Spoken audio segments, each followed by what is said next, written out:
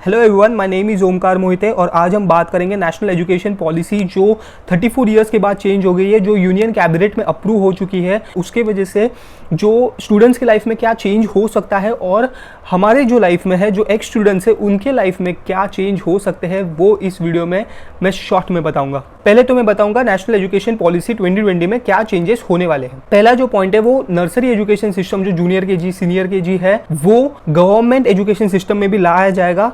पहले अभी तक तो कैसा था कि फर्स्ट स्टैंडर्ड से गवर्नमेंट एजुकेशन स्टार्ट होती थी, लेकिन नर्सरी एजुकेशन सिस्टम भी गवर्नमेंट में आ जाएगा अभी। सेकेंड है 10+2 जो सिस्टम है, लाइक 10 स्टैंडर्ड और फिर 12 स्टैंडर्ड 10+2 सिस्टम है, वो अब ये सिस्टम नहीं रहेगा, लेकिन 5+3+3+4 ये सिस्टम रहेगा।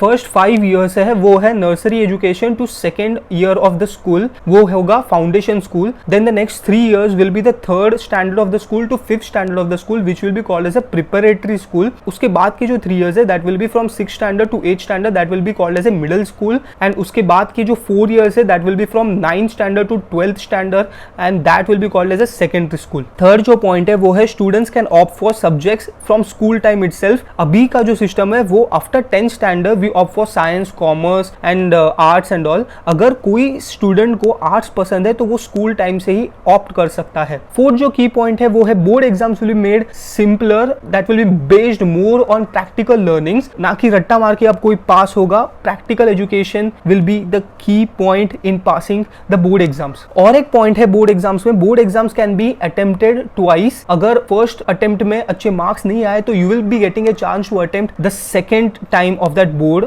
So that you can score good. जो फिफ्थ की पॉइंट है दैट इज 3 ईयर्स और 4 ईयर्स अंडर ग्रेजुएशन प्रोग्राम, मतलब ऑप्शनल है। 3 ईयर्स ऑफ ग्रेजुएशन प्रोग्राम भी कर सकते हैं and 4 years of graduation program भी कर सकते हैं। अगर 4 ईयर्स ऑफ ग्रेजुएशन प्रोग्राम किया तो you will be getting a chance of applying directly to PhD if you have done any research. तो ये रहे की पॉइंट जो एनईपी 2020 में न्यू एजुकेशन सिस्टम में एस्टैब्लिश हो जाएंगे, एंड उसके वजह से हमारे लाइफ में क्या प्रॉब्लम आ सकता है वो मैं इस वीडियो में अभी बताऊंगा। जैसे कि एक पॉइंट है कि 6th स्टैंडर्ड से coding languages will be as a subject for the students. Now coding languages are those languages that an engineer learns after 12th standard, mostly after 12th standard in engineering colleges, and after that based on that knowledge they get the jobs. Now if a student is been taught those languages from early ages, हम जो अभी करेंगे after few years those students will be more talented in those subjects, in those languages, and that can become a big competition for the people who are working right now